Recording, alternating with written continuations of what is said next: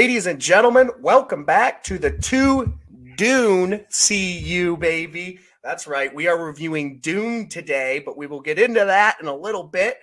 This is the Two Dude Cinematic Universe, 2DCU. We're on YouTube. We're on Spotify. Come check us out. We're on Apple, podcast forums, all that. But like we said, that is my co-host, Kevin, by the way, over there. Hi, Kevin. Kevin has officially read and watched Dune. How exciting is that? I have just watched Dune, but this is our Dune blowout show. Oh yeah. We're going to kind of run through. We're going to kind of run through some news, a little Succession spoiler talk here for a minute, and then we're bringing on two very fun brothers, panel cast, whatever you want to call them. Yeah. For the four of us, Connor and Trevor. Trevor is our anime friend that you guys know, and that's his older brother, Connor. Connor and Kevin have read the books. Book, at least, the first one. I don't know if I've only read the first one, yeah. Okay, I think Connor's read a few. I don't know if all of them, but at least the first one, which is what this story is based off of. So we're going to have the book perspective and the brand new into it. All me and Trevor had were the previews for it, the trailers and whatnot. So it'll be fun to kind of see the different perspectives in that way. But we're going to have a Doom blowout. We're going to do quick non-spoiler. Go see it. That's it's basically what we're going to tell you. Go see the movie. Yeah, sure. We'll talk about why you should go see it and where you should go see it a little more. Especially our last episode, we talked about it. Go see it in the freaking theaters, but we'll get into that. But other than that, we're going to run through some stuff. But the Doom blowout, baby, we're going to talk freaking spoilers. We're going to talk plot points. We're going to talk differences in the book. What to expect. I have some questions prepared to kind of go around the circle, but something tells me we won't run out of things to talk about because good God, is there so much to talk about with this movie. So this is going to be so much fun. And special thanks to Trevor and Connor right off the bat. They're going to be coming in here in a second to do the review. Thank you to them so much for coming in, and we're excited to do that. So that'll be the majority of the episode for sure. So with that being said, we'll get right into it. We recorded last Thursday, I think, and put it out Friday. Yeah, 4 days ago. A little later in the week. I apologize for that. We're going to try to start getting back into earlier in the week. That way you can watch it throughout the week. But because of that, the early this week, late last week, we did not watch a lot of stuff in those 4 days. I personally watched a crap ton of football. Kevin watched a bunch of football, I'm sure. English football or whatever. Basically rest of the world football. Yeah. But still, ours is way cooler. Go Bucks. But with that being said, we didn't really watch much. So to be honest, we're just our what you watching is gonna be Succession spoilers, which we're gonna get right into. The only other thing, Kevin, I've been doing, I don't know if I shared this, but my PlayStation did get broken, the HDMI, but shout out Sony, they fix it for free. You got it within the year. So they did that, sent it back, all that, whatever. Point is, I got my PlayStation fixed and it didn't cost a thing, which is nice. But I've been without PlayStation for a while. So I was excited because I had just bought Assassin's Creed Valhalla and I have not been able to really play much. And I've dove more into that world and I'm really starting to like it. I really, really am starting to. Assassin's Creed games, and you know this, Kev, because that's one of your favorite games, if not your favorite. I think Brotherhood. Definitely my favorite. Yeah, for sure. My favorite. Best experience, at least playing at the time. But they take almost like 10 hours to you got to almost put in some time, sink some time into it to get into the world. Sure. Once you're kind of into the world and invested, you start to kind of roll up the storyline. So I'm kind of at that point where I am invested. It didn't used to be like that. I mean, the first 4 or 5, all the way basically up till Origins was like the standard straightforward storyline. Open world, but it was mostly like collectibles and stuff. There wasn't really much in terms of side quests or like other things to do. World. The newer ones that are very open world. Not Origins, Odyssey, and now Valhalla. Those things, like 50 hours or something? It's crazy with the amount of content that's in there. Yeah, it is. Plus the DLC. Just to do the main plot lines. That's not 50 hours of beating everything 100%. That thing is 100 and plus hours. It's crazy. But yeah, I would say that new generation of Assassin's Creed, those 3 that you kind of threw out there, definitely are the more open world. The story is a big part of it, but you can go get lost doing so much other things. This one, I did that with Odyssey, and it almost took me a whole year to actually beat the main storyline because I would go so hard on it for a while, and I would do side stuff, and it's fun, and I love that game. It's one of my favorites to this day. It might be my favorite Assassin's Creed to this day because of that. But at the same time, this one I have a little less patience. I'm more mainlining and just doing some story stuff on the side to kind of keep my power up. Otherwise, it's going to be another year. So yeah, I don't blame you. Another year. And with the lineup we kind of have coming down the road, Guardians of the Galaxy comes out tomorrow. Mixed reviews on that. That might be something we'll talk about next week. Sure. Mixed reviews on that one, but I think for the most part, people like that game, but I haven't heard anyone be like 10 out of 10 game of the year. 8 out of 10 is kind of the line I've heard. Yeah, set your expectations accordingly, and you should be fine. Yeah. But it's enough to, like, I am dabbling with the idea of getting that game. Sure. We got some good multiplayer games coming out, too, with the new Call of Duty, Battlefield, and Halo, and that kind of stuff. But, there's also, like, Batman, the new Batman games coming out, and we got a good lineup. Close. There's good stuff coming up, so that's why it's like, if I don't sink my teeth in the main storyline of Valhalla, I might never finish it, or it might be like 3 years down the road when it's like, oh, I forgot about this game, let me pick it back up. But I really like the Viking world. Until they release the new images Assassin's for the next Creed. Assassin's Creed, yeah, no, for sure. Those things come out too fast. I can't even play them. It used to be worse. Yeah, that's true. But they used to be quicker, too. So. That's also true. Yeah. But yeah, they're definitely putting their time and effort into this, and I appreciate that. So that's just kind of, I guess we could push that as our what you watching this week, because again, we haven't really keeping up on some stuff. I've watched Little Titans, what we do in the shadows, things like that. But with that being said, we're going to go right into our spoilers of Succession. If you haven't seen Succession, season 1, 2, or the first episode, 2 episodes of season 3, get out. We'll put it in the description and let you know when to come back for the Dune blowout, spoilers, all that. And we got some news after this as well. So all the spoilers will be labeled per usual.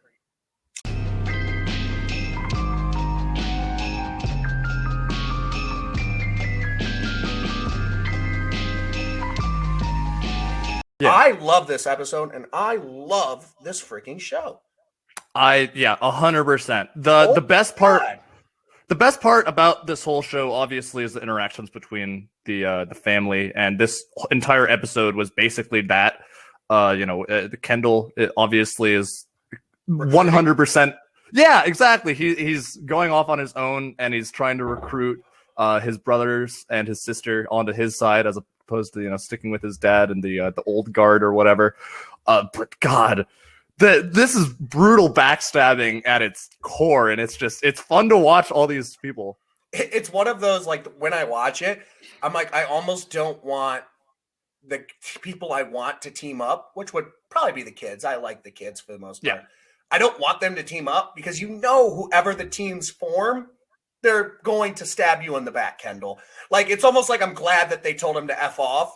Because it's going to suck to watch them stab him in the back, which you knew was going to happen if they actually joined up. But the best way I could put this, too, is the first episode was nonstop. Holy shit, we are right where we left off, and it's craziness, and we're trying to figure out our next play and kind of immediate reaction. And there's some stuff that needed to be done right off the bat. You got to find your lawyer. You got to find where people stand. You got to make a statement, whatever. This episode was the dust has settled a little bit. Mm-hmm. Okay, now teams are starting to form. Now we're picking teams. Yep, you know what I mean? Sure. We now, the first episode is this is the game we're playing. The second episode was let's pick teams. And the dynamic of the thing that is really good about this show too is, like, you have this idea that, like, oh, some of them have a master plan in the back of their mind. I think they're in a really weird spot in the show where the other seasons, pretty much every move, whether we knew it or not, you knew was calculating the fact that, like, people really, the smart people like Shiv and Logan and Kendall, maybe not Kendall as much because he was kind of put rock in a hard place in the last couple seasons, but like had an end game in mind. Mm-hmm. I honest to God don't think anyone knows what they should do or want to do at this point. No, I don't think the ground is sitting so there uneasy. with like a master plan. Like, you heard Shiv talk to Tom upstairs. She was considering the Kendall thing. It still might be. It still might be. I still think Shiv's got her own game going on. Of course, yeah. Because she's it'll be interesting. Bitch. It'll be interesting, though, because the way the episode ended, I thought she had her own plan going on, but that's a pretty intriguing offer from Logan. But yeah, all the kids basically tell Kendall to F off, even though they all sit there. And I thought Kendall was pitching pretty good. And I actually thought he would have got somebody. just by the way they were responding. And I also thought he'd get somebody just strictly from a like writing standpoint of like, okay, like we want someone to be on Kendall's team. That way, like we have someone for him to interact with, kind of is the way I look at it in a friendly manner. But no, they're going with the team up against Kendall thing. At least that's what it seems for now. Bring it. Team Kendall, baby. I'm still Team Kendall. I don't know about you. I 100% forgot that Connor existed in this episode until he came up. He wasn't in the last episode, and he's the punching bag of the entire family. No one cares about him, and it's really funny to just watch everyone the perfect shit place on him. To be in this family, though. That's what I would want to be. That way, no one looks at you as a threat. You just get to be rich and do your own thing. But he is an idiot, to be fair. Running for political office with his platform is just my god, so cringy. His whole run for president thing in season 2 is killing me. So weird. The con heads. I'm not paying taxes until Congress gets their head out of their ass. It's just so funny. And it's honestly, you get some rich trust fund babies that they can actually do that, and that's happened before. But it's just it's a very funny. Connor's kind of a comic relief, similar to Greg. Sure. They're never really big players, but I also loved the way they are using Greg. 3 different people now are trying to get Greg, and Greg's dumb enough. And I will say, dumb enough. We said last week we don't want to turn him into the Joey character. Dumb enough, but also smart enough to realize, like, I shouldn't sign with each of these lawyers because, like, once you're with a lawyer, that's just them marking you as a part of their team, and they can now use what you know. And especially with the papers, he's kind of a big component of that. So I thought it was really interesting to see, okay, obviously, I for a minute when that guy was at the door, I'm like, Greg, what are you doing? Slam the door in this guy's face. He's from Waystar. It is putting you on Team Waystar from Jerry. You are not on Team Waystar. Even if you're not on Team Kendall, you are not on Team Waystar at this point. Definitely not.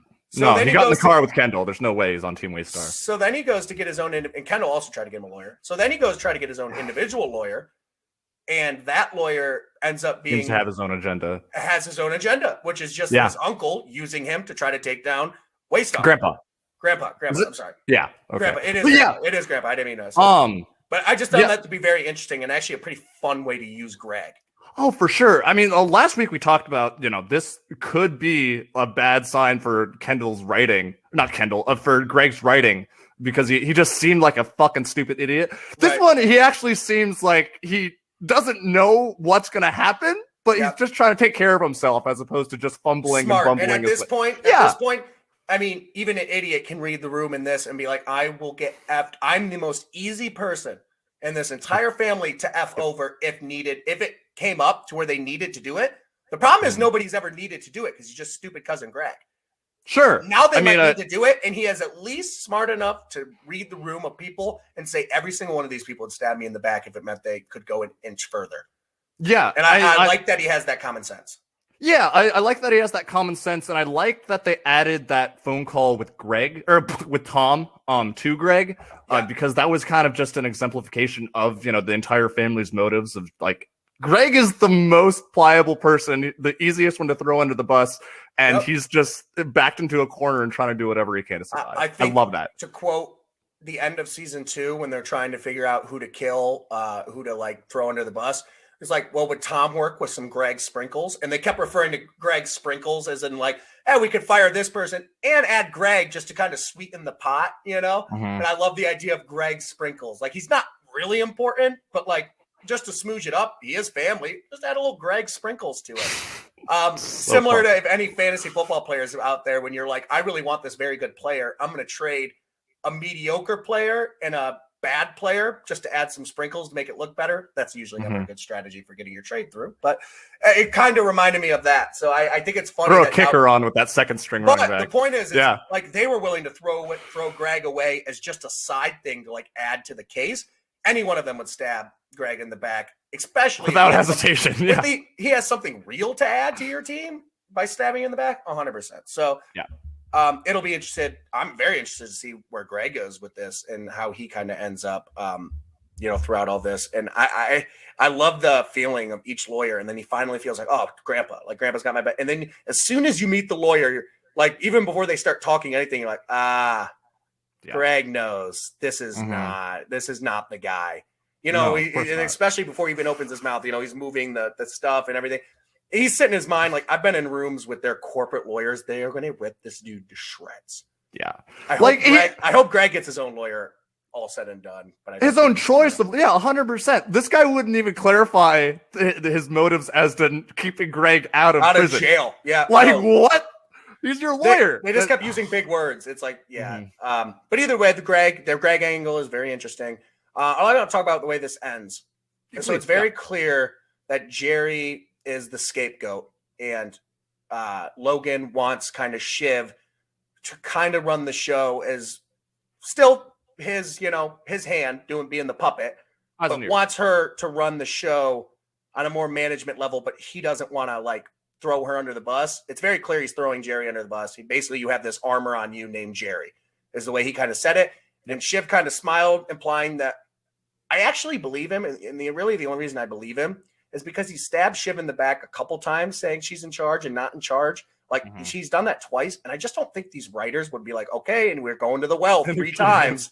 Run it back. Yeah. So I actually think when he's sitting at it, he knows he's on the losing side a little bit. He wants to keep it in family, and it's the only way he can do it is through Shiv, because Kendall's done, Connor's an idiot, and Roman's just can't do the job. Not ready yet. But so currently, before this episode, was there a president of Waystar? Because I don't know. No, it sounds like he made up the position just for this. Made up the position to give her experience. So when it happens with they have to kill Jerry. It's just seamless takeover. Again, metaphorically, but it's seamless takeover, and now she has experience. Like that, even Kendall says, like, you don't have experience, like when she wants to take over for them. And then final thought was, so it's very clear to me that the conversation, there was a really telling moment in this. The conversation between Logan and his wife, Margie, not Margie. Martha. No, it's not Martha either. It's not Martha? It's something Martha! No? Okay. No, it's something like that, though. It's somewhere between Margie and Martha. I know that. But either way, no. Marsha. No. Marsha. It's Marsha. 100%. It's Marsha. Okay. There we are. Yeah, we got the name finally. We got it. But the conversation they have to where sometimes you need to drop a bomb or this or that. And he said, but sometimes bombs like have collateral damage or will damage yourself or whatever. Burn you, yeah. It's very clear to me that they're talking about they always have the card in their back pocket of Kendall killed someone and they covered it up. Yeah, 100%. Like that was very clear. It was probably very clear to everyone, but like it's just something like the idea that he is still, because you would think he's never going to do that because he covered it up. So like Kendall knows that. Like he won't ever say it. The fact that he's even like thinking about it means he's at the point where he would rather blow the building with him inside if it takes out Kendall than have Kendall take over his company. As in, if he's going to jail anyways, I think he made it very clear, I'm throwing Kendall under the bus. There's no way Kendall wins. This might be a freaking suicide pact. Like they might all, which would be an interesting way to end because obviously I think there's more coming. So but that's kind of like an interesting thing to know, like in his back pocket, he's perfectly capable of using that. And letting Kendall go down with him. So for next episode, are you thinking that there's going to be like litigation and like the FBI is officially going to be like involved, or do you think they're going to do more back and forth stuff? I think it's going to I think at some point the FBI are involved in this episode. I don't know if it's at the beginning or the end, but they made it a point. Lisa, the lawyer, made it a point to be like, look, we need to like have this conversation like yesterday. Like exactly. Yep. Barge in at any time. They might be already at your place. And they made a point to show that conversation happening at the end of the episode too. Mm-hmm. Sure. So when it does happen, you might even start next episode like subpoenas or whatever. We know from the trailer at some point they're literally and Logan is going back to New York, and we know from the trailer that the FBI is downstairs while he is in his office upstairs. That was in the trailer of like tell him to F off. He's like, we can't. These are the guys we can't tell to F off. Right, they're coming. Like, and we know, like, based on like the trailer, you see all the dudes in the suits and everything. So, like, I don't know if that big arrest is next episode, but I do think there's FBI stuff coming, and I think it will be next episode for sure. Any final thoughts on this? This is some of the fastest hours of television that you're going to be watching. I mean, 2 episodes. There's not a 5-minute lull. Like, there's not 5 minutes that drag or are not entertaining. There's not 5 minutes in 2 episodes. I'm not picking up my phone the entire time I'm watching the show. It's great. Not once. Watch this show, everyone. This is one of those, like, if you're home alone and your bathroom has a view of the toilet, you still pause when you're going to the bathroom because you're like, I can't miss 10 seconds. No. Like, I'm like peeking through the bathroom to watch, or I'm pausing. Like, it's not one of those like, oh, I'll just go to the bathroom. I just got to pee. It'll only take a minute and come back because I'm not missing a second of this show. Nope. It's hilarious, by the way. And I will. It's really funny. Last thing I want to leave you with, line of the show. And then we'll move on to our news because we got Dune blowout. What was it? Line of the show is, he's not going to send poison donuts. His grandkids live here. He goes, yeah, I'm like 98% sure he wouldn't send poison donut. Like, that's how ruthless his dad is. He's like, obviously he doesn't think he poison him, but like, it's so funny that Connor's looking at the donut thing is so funny to me. He's like, I'm like Roman, just classic Roman joke, but I'm like 98% sure that those donuts are not poison. Yeah. But it is my dad. And at the end of the day, like, there's a 2%. At the end of the day, it's Logan Roy. Yeah. 100%. Yeah. Like, there's a 2% chance. Like, he is killing all of us right now. And such a power move. Just be like, here's donuts. I know exactly what you're doing and where you all are. Yeah. And for sure. And you need to pick sides because daddy's watching. And they all kind of crumble. I don't know if it's the donuts that make them crumble, but I do think it's kind of the last thing. It helps. I think it might have been, honestly, it might have made someone stupid like Connor fold. I mean, he was staring at him. I guarantee. Yeah, no, I honestly think, 100%. I think Connor pushed over the edge, and he went first. I definitely did. I thought Connor would roll with the group. Never in a million years would I expect Connor to answer first. Never. No. Mm-mm. Which was interesting, and I like that. Fucking coward. Oh, yeah. So anyways, watch Succession, people. Please watch Succession. Succession's awesome. With that being said, that is our Succession spoiler. Please come back. Whenever you want to watch Succession, this stuff is here. Please come.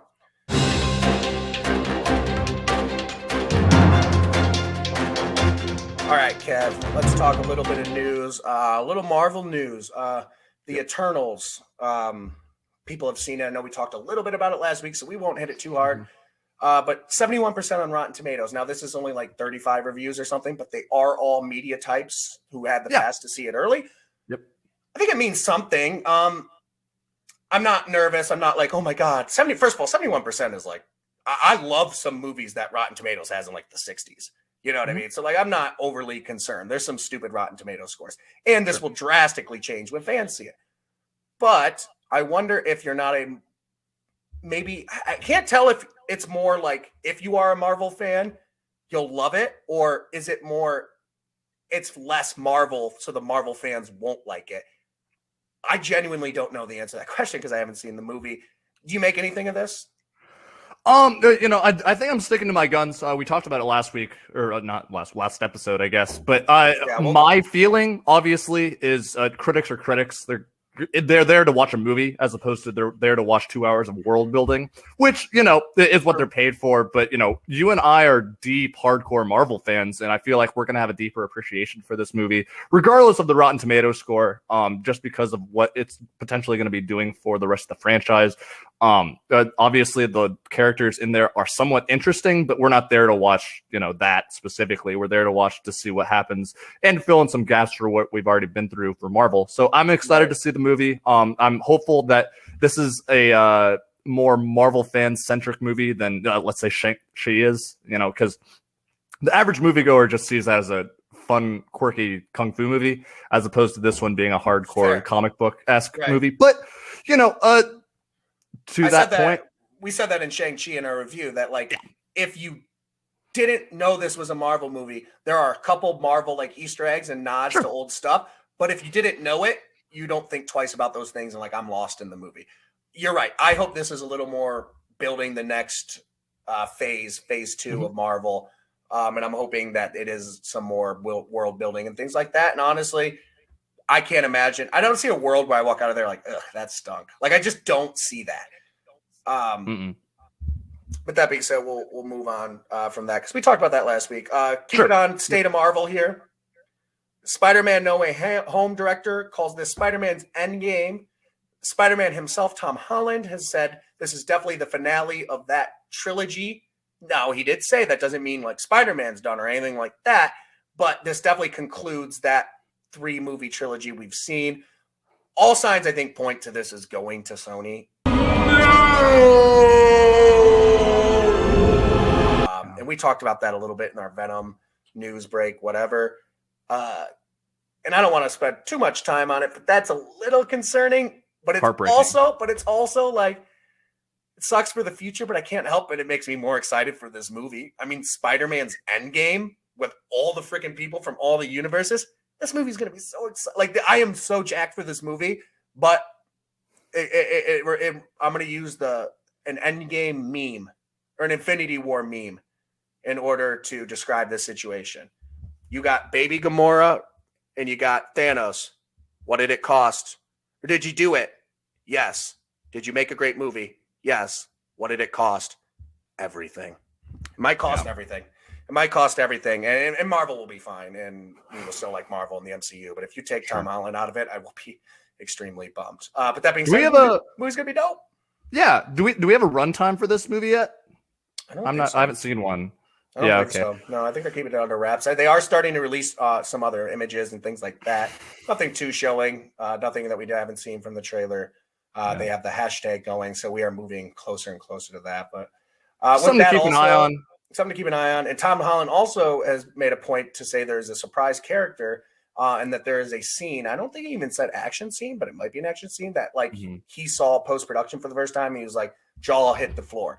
And I know it's his movie, so like obviously he's hyping it up or whatever. But the way he kind of like said this stuff, and he has gotten in trouble in the past for saying too much, I think it meant that he was genuinely impressed, and everything. All signs point to 2 thumbs up for this movie. Prediction as to who the character is? Yeah, go for it. Miles Morales. When do I know I'm Spider-Man? You won't. That's all it is, Miles. A leap of faith. Like, what's up, danger? I think that's going to be the new Spider-Man. If Tom Holland Spider-Man is actually officially moving to Sony, they might actually still keep property on Miles Morales, and that just might be the transition piece. Maybe. Could be. I mean, I don't hate that.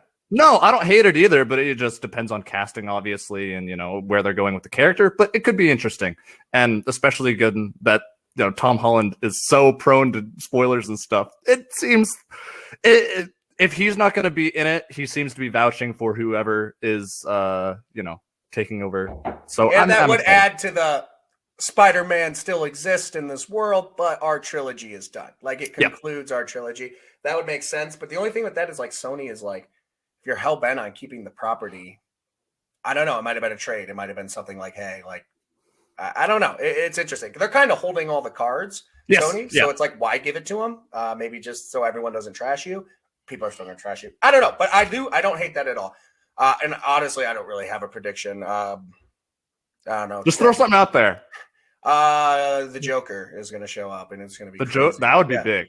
That'd be big. Yep, it's going to be. That would improve Justice League. If the Joker retroactively, like it would make the original Justice League a better movie, 100%. All right, moving on from Marvel. Yeah, we're gonna wrap up here, and then I'm gonna get our panel in here. But Hayden Christensen is in the Ahsoka show. I don't like sand. It's coarse and rough and irritating, and it gets everywhere. That's dope. I love that they're getting Hayden Christensen back into it. It means you're gonna get more Darth Vader content. We know he kind of plays Darth Vader in the Kenobi show. If he's in the Ahsoka show, these are the 2 characters in lore he is the closest to. So I would love seeing those dynamics. And if he plays it like as Darth Vader, the only problem is like, I don't know how they're going to make him tall enough. But well, I was going to say, I don't know what he's going to contribute because, Darth Vader isn't even voiced by the original Darth Vader guy. Right. So I don't know where Hayden Christensen's gonna be in this show. It is confusing, right? Because he's got to be flashbacks. He's got to be. I mean, chronologically, yeah. It could be flashbacks. I don't hate that. But still, like they would have to de-age him. Like he's older substantially. Unless they're gonna let him just do the voice and make it a point to say like, my voice changed because Obi-Wan Kenobi force choked me and smashed my vocal cord. I don't know. Like, they could definitely do that in the lore, but it is very interesting. And honestly, I like seeing him involved. And the Star Wars TV shows have given me some faith outside of the movies for sure. But something there. Go ahead. Is this for or after the episode 4? What, Ahsoka? Mm-hmm. I believe Ahsoka is like, I don't know actually. I was gonna say because Mandalorian is, or is it okay. pre-Mandalorian? I have no idea. I genuinely don't know. Okay, doesn't really impact the Christian thing, but no. And the only thing is, I don't think it would be like Star. She is in Star Wars Rebels, which is canon. Yeah. So like, I don't think it would be that era just because we already have it. I would guess after, either right before or right after Mandalorian. On either side of that would be my guess, but I don't know. That might be something interesting to look up and maybe talk about next episode. That's a little Star Wars for you. With that being said, we're going to go into Dune here in a second. Before we do Dune, before we give our thoughts on it, which we have plenty, it did come in at $40 million box office. Domestic, which is like fifth in the pandemic. Not enough, but that being said, every single one in front of it, I don't believe had an HBO showing. Were theaters exclusive. So like, I think it would have dominated given that it didn't have HBO. Again, I know we did this rant earlier, but please go see this in theaters if you can for the first viewing, then watch it on HBO. I'm watching it on especially HBO IMAX. tonight. I'm going to watch it on HBO tonight, but I've seen it. And I saw it. The theater I went to doesn't have an IMAX, but it has a deluxe, which is kind of the same thing. Okay. But not technically the same brand, I think. But same thing. Yeah, if you can see it in a really nice theater with good sound and all that, even then, a regular theater is better than what you got at home. They put so much effort in the sound mix and everything. So please go see that because we want that box office to be high. Because, Kevin, we do not even have a second one guaranteed. Now, I do think the director and the studio are basically like signing, dotting T's and crossing T's and dotting I's. Dotting T's, crossing I's. Crossing I's, baby. Welcome to the 2DCU. So yeah, I think that it's all but done. And I think that was enough, especially to imply that I'm sure they have the numbers for HBO, that when a second one comes out, the hype will be extra there because people love this movie. No spoilers on whether we do or not. We love it. We definitely love it. But I don't, that's not a terrible number. Honestly, that's not a terrible number considered there have been busts. And I know the hardcore people were into it. I don't know if the general public was as like, oh, like this is going to be like Star Wars or Marvel. Like we should just go see it because it's a cultural thing. But I think the groundwork has been laid and people are that passionate about it that I think the second one will be more like that. Yeah, I agree. Also, where we are in the book, no spoilers or anything, but the second half of this book or whatever, wherever they're going to pick up, it's going to be an easier transition. It's more action packed. It's less like spy thrillery. But yeah, it's a lot easier to pick up for the average viewer. Would be the second half of this for sure. So 100%. Good things to come. And the director, who is a great director, also did Arrival and Blade Runner, and like maybe one of the best directors, definitely one of the best sci-fi people going right now. We'll get into the director and all that in our review, but like this person, they have said themselves that because of the groundwork they laid in the first one, they're excited for the second one now that like people get the lore and there's so much explaining to do. And I actually think they do a pretty good job doing it. There's so much explaining to do that the second one, they can just have fun with, and there can be a lot more action and different stuff. And they've kind of done the hard part is how she kind of described it. Setting the universe was definitely the hard part. I mean, we 100%. Have so many different factions and different motives and different people that you're just kind of dropped in this first one. But yeah, we'll talk about it. We'll talk about it in a second. Yep. Okay, so 40 mil, not bad at all, especially with HBO. I think it's enough to get a second one, but I still urge you to go see it because if we don't get a second one because of the theater numbers, I am finding each and every one of you who went to HBO. You know who you are. Yeah.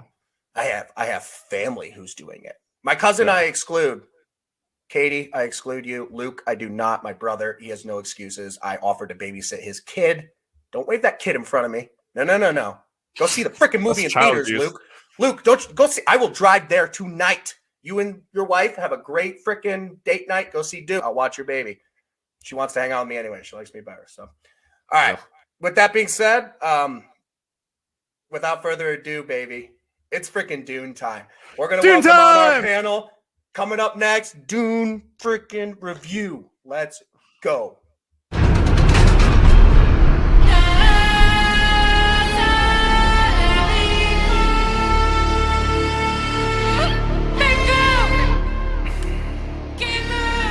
folks, like we promised, we have the two Dune cinematic universe. Yes, I stole that from Connor because it was really clever when you said it earlier. But of course, we have myself. We have, of course, the only guy skinnier than Paul, Kevin, over there, whatever way. Not an eating disorder. That's right. And welcoming back our resident anime guy, the weeb himself, Trevor. How we doing, Trev? Very good. And his older brother, who might be the only person I know who is more nerdy than Trevor, Connor. How are we, Connor? Dune enthusiast. The hype must flow, baby. Thanks for having me. I'm excited to talk about this. I'm excited to have you and Kev nerd out of who's the bigger Dune fan. Like this is like the splitting the atomic bomb. Like some weird shit might come from this argument. So lots going on there. But we're gonna quickly go into non-spoilers. Just real quick, talk about it. Go around the table. So this movie was brought to my attention from Connor. Connor sold it to me because he had read the book. So has Kevin. Me and Trevor have not. Connor, you sold me. Sell the other people out there in the world. Why should they see Dune? Non-spoilers. Why should you see Dune? You should see Dune because it is the most faithful adaptation I think I've ever seen of almost anything to screen. Every scene seems like it was ripped directly from the book or adapted in a way that makes this massive epic story fit into 2.5 hours. And I should say half of a massive epic story. There's easily a 4-hour cut of this movie that is every bit from the first 40% of the book, whatever the movie ended up covering. It's we got like here. Kevin got the page. Right. He decided he wanted to show the page. And there's like still a decent amount that like totally got cut. There were, that was kind of the conversation in the hallway between me and like some of the people who had seen the movie and read the book as well, was like, oh my gosh, I can't believe like the dinner scene wasn't in there and like stuff like that. We'll get to that as we go deeper. But Dune is incredible. It's there's so much in the book and in the movie that like I almost kind of worry that people are going to compare it to everything that has been inspired by it, which is not a bad issue at all. I had a friend, which is funny because it came after the book, a lot of that stuff. Correct, right? Which like George Lucas very clearly wanted to make a Dune movie, and like somebody told him no, so he went and made Star Wars, which is awesome because now we get to live in a world where there's both. But like that guy desperately wanted to make a Dune movie. He was so richly inspired, and that's the thing. Like this is such a crazy cool story. It literally sits at like the pinnacle of some of my favorite fictional works, and I've only been exposed to it in like the past 2 years' time. So you have to go see this, and on the biggest screen possible. If the biggest screen you can see it on is your TV in your living room, perfectly serviceable. Do it. But like if you can go see it in IMAX and like the speakers can shake your butt in the seat, like do that. That. You want to vibrate with Dune. You want to feel like you're in those ornithopters. I tell you what. Right. That's why I keep telling people, they're like, do I really have to see it in theaters? I'm like, if you can, yes, please do. If you can't, for whatever reason, I'd rather have you see it. I'd rather have you see it than not see it. Yeah. I'd rather have you see it than not see it, but I do think it adds just another level because this movie was made for the theaters.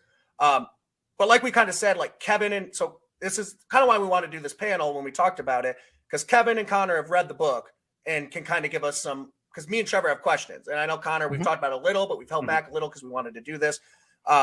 So with that, Kevin, you've seen the book just real quick and we'll get to I've Trevor. seen the book. I have seen the book. We've all. I see it right there. Like, it's above section. We've all seen the book now. But Kevin has read the book. Kevin, just quick sell. Why should you go see this movie? And then we'll get into spoilers. Just following what Connor already said, this is one of the best epics of all time, and one of the best adaptations of a book just out there. And you can see after, seeing this, how the ripple effects have led to the current pop culture, like you mentioned earlier, Star Wars, but Game of Thrones also. And just, yeah, absolutely. I mean, just the modern 21st century pop culture stuff, you can see has a lot of stemming from this movie and from this book. One big takeaway is everyone that likes this movie should read the book. It's just more of this. And it is just fun. It is a lot of pages, but you are flipping. I think my version is like 800 pages, and I finished it in like less than a week. And it's just fun. Just are you going to read the next 2.5 hours? Couple, or are you going to read them all? Oh yeah, 100%. I obviously, wanted to time this with the release of the movie just because I had no idea about this before, the whole press release of the movie came out.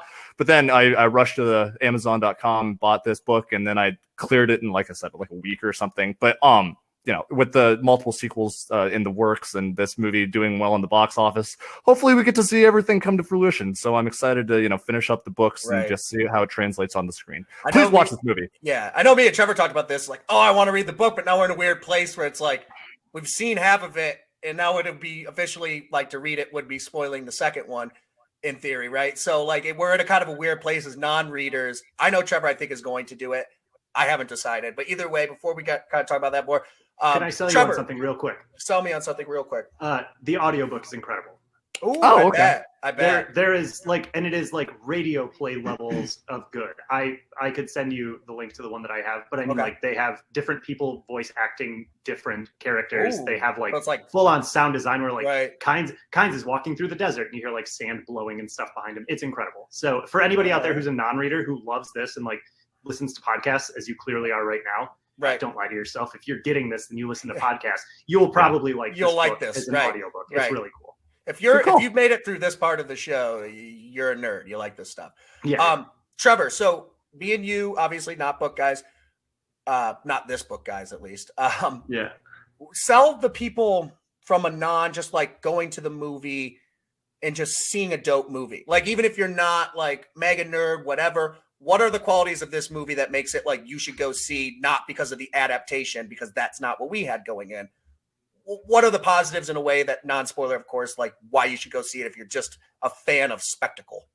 I think first off, it looks so good. Like it just looks so good. And the places where they shot it, which I think you said, Jordan and like it's insane. Like it's that reminded me a lot of Lord of the Rings, where it's like New Zealand and it's just like they found just like the most beautiful place on earth that looks like what they're trying to portray. Like they found it. You couldn't draw it any better. You couldn't put it on a green screen any better. It's just so damn good as it is. That the action is absolutely insane. Hand-to-hand combat, the whole movie. It's just like the choreography. No, that's my jam. Yes. Gorgeous. Absolutely gorgeous. Hand-to-hand, the choreography is fantastic. And I also just think it's like there's something so refreshing about watching something that you don't know where it's going. Like we love Star Wars. We love Lord of the Rings. We love Game of Thrones. And they are very rewatchable, but you know where it's going. There's something so refreshing watching something that's so good on the screen.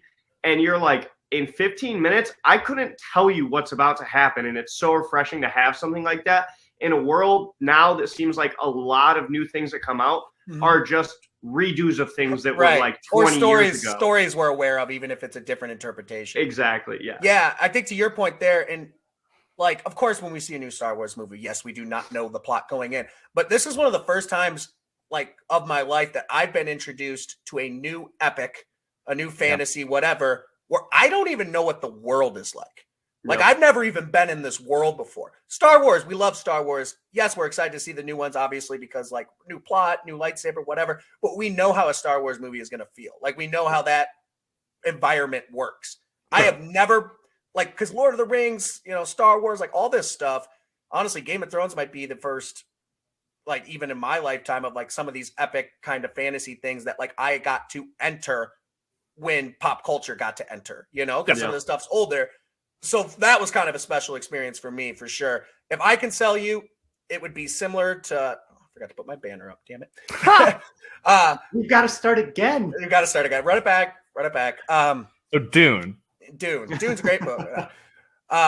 If I could sell it, I would roll with what Trevor's saying. Like, this movie visually is, I think, the like prettiest, coolest visual movie I think I'm ready to say, like, maybe I've ever seen. Yeah. It's so different from like a Star Wars, and to where, like, yes, things like they use practicality, but the word that keeps coming to mind, and I'm sure you've heard, is scale. Like, the scale of everything is so cool, yet it feels so real. Like, none of it's like, oh, that's good CG. You're like, is that CG? Like, I know it is because they didn't make a giant spaceship, but like, If Christopher Nolan might have made a giant spaceship for this movie, he's all the casting for those giant worms was really hard. Right. Well, I can't believe there's an Onion article from a couple of years ago that says like Christian Bale put on 10,000 tons in order to play the sandworm in Dune. Like, he has that level of commitment. Actually, JD, it's funny that you bring up Chris Nolan. I saw a quote of his today in regards to this movie where he talked about like the way that they were able to layer what you were talking about, Trevor, like these perfect locations and these amazing practical sets that they built with some of the most like unbelievably cool CG, not just in concept, but like in execution. The fact that like when the worms come up, they're there. Like there's not a question to me whether or not they're displacing all that sand. Or like same thing when like the Harkonnen dropships are coming in, like the sky is filled with all of these little dropships, and there's like nothing that doesn't sell it every time. It blends so seamlessly. Exactly. And for that reason alone, like just the way the world kind of works and the way, you know, you'll see, we'll talk about it in spoilers, but the way different explosion, it looks so cool. The story, if you're like, don't know anything about it, you're not like a sci-fi guy, might feel a little drag at times. It's a lot, but you gotta want to have that. But I still think the average moviegoer will like this movie. At worst, they will like it. Yeah, they will appreciate it. They will appreciate it. The way it looks is amazing. An incredible score. Just like A-list after A-list after A-list acting. Like the things that like build a good movie, it has all the parts to just build a great movie. At the end of the day, like even if you're not digging the story, which I think you will, I don't see how you don't like this movie at worst. But with that being said, that's kind of all of us selling Dune to you. Please go see it. Like we said, if you can, do it in theaters. We need that box office to keep going up, even though it's been all right, even with the HBO release. I'm pretty sure we're getting the second one. That's like almost 100% confirmed. But still, do your part. If you can't, please see the movie at some way, somehow. The only way I won't accept it is you're not allowed to watch it on your phone. That's the one way. I'm not allowed. Won't allow you to watch it on your phone. So with that being said, we are going to go into spoilers. Spoiler warning here. I'll put it in the show down below. Be gone. This is the end of the show too, so nowhere to skip up to. That being said, come back when you see this movie. Come back and watch. This is going to be a lot of fun to actually dive in because we're going to go full nerd here on plot points and different stuff like that. So with that being said, here we are in the spoilers. Now, fellas, where do we even start? Where do we even start? I mean, what's the first like, I got to spit it out spoiler moment? I'll go to our panel down below. Is there something that really like I didn't expect personally as not reading or the problem is like you and Kevin. Right. So I guess this is more everything a good place to start. A good place to start for me and Trevor. Yeah. I didn't expect Oscar Isaac to die, and strictly because of his acting chops. And I kind of thought he'd be like him and Paul would be like the A-listers, the kind of Timothée Chalamet would be the A-listers to kind of like carry the series. I know maybe die at some point, but I definitely didn't think movie one. I definitely didn't think 70% way through movie one, maybe less. I think the biggest surprise for me, and I understand why they kind of sold it the way that they sold it, but the little bit that Zendaya's actually in the movie. That's like true. I expected her, like I was like, okay, they're on their original planet where they're, you know, royalty, the Dukes or whatever, but then it's like, all right, now we're going to the Dune planet, like now we're going to the sand planet, and I expected Zendaya to be there, like boom, like right, like 10 minutes in, she's like welcoming them. Yes, like almost something like that. Yeah, she is in it right away too, so you're like, all right, here we go. Yeah, because he was like having visions of her as he's on the original planet, and it's like he's gonna go there, and they're gonna just like they're gonna hit it off like right off the bat, and then it was sold as she was the second leading actor. Yes, the way it was sold, for sure. And she was in, I might be generous, 8% of the movie, and maybe. I think that might be generous. That is generous. Yeah, she's that in probably like is generous of the movie. Yeah, right, and honestly, like reuse shots too. Like if you're talking about like original. I actually thought it was really funny. I watched a review in which, and I think I told Trevor this, is Zendaya's part in this movie for the most part is a music video character. Yeah, she is. Her hair is going to blow in the wind, and she's going to be in scenic things and looking, you know, mysterious in the eyes and all that. So yes, no, that definitely surprised me as well. Now, so I actually had a question, and I know Trevor, we talked about this a little bit because you were just telling me some of Connor's thoughts the next day, and I'm excited to actually talk to Kevin and Connor about this. The one thing I think, and I do think this movie did a good job, because I had heard mixed things about explaining the lore, and I actually thought it did a pretty damn good job considering and not feeling like an exposition jump, just like drop or whatever, dump. Yep. But one thing that was unclear. So we start in this movie. Mm-hmm. I feel like where we are starting, the starting point of this universe, where this universe is at as a society, is unclear, because it's obviously very future, but it's like weirdly like timeless. Yeah, where there's no, you don't see anybody use a computer. No, throughout the entire thing. So let's go. Maybe it's overtime. Let's do it. So you want to take this one? What do you boys know about? Yeah, I'll take this one. We'll alternate. What do you guys know about the Butlerian Jihad? So, Dune, it opens up and it's very clear that we're in the far-flung future, because it says you're like 10,191.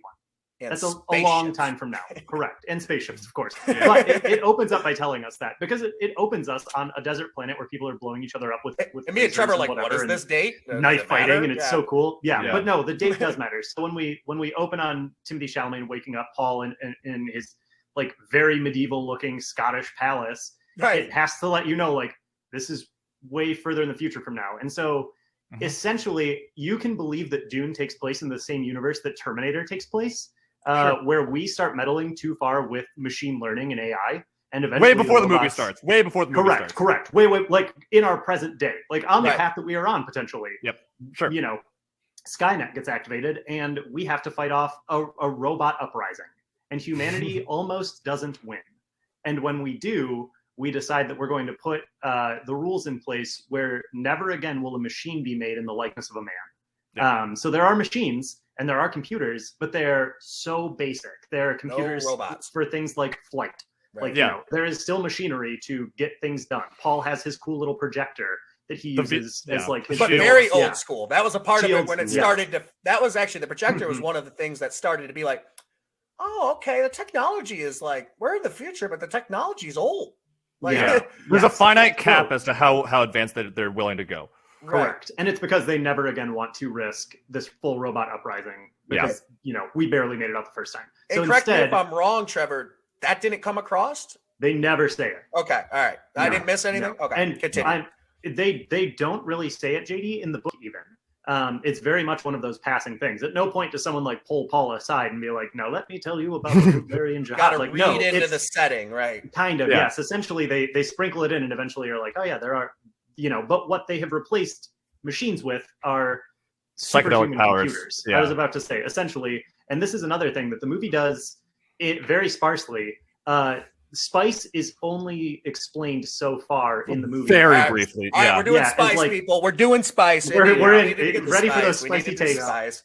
So it's all about the spice. That is the most sought after resource in this universe, because in the movie, and the real spice was the friends we made along the way. So the spice is not only used for the guild navigators, who are essentially human autopilots. And we see them in the movie. They come off of the ship when that orb touches down on Caladan. Oh, they're the guys. So cool. Everyone looks so cool in this movie. I'm sure we'll get into the costuming, because oh my god, like I cannot wait to watch this take home the Oscar for like makeup and costuming, because everything actual oh my gosh.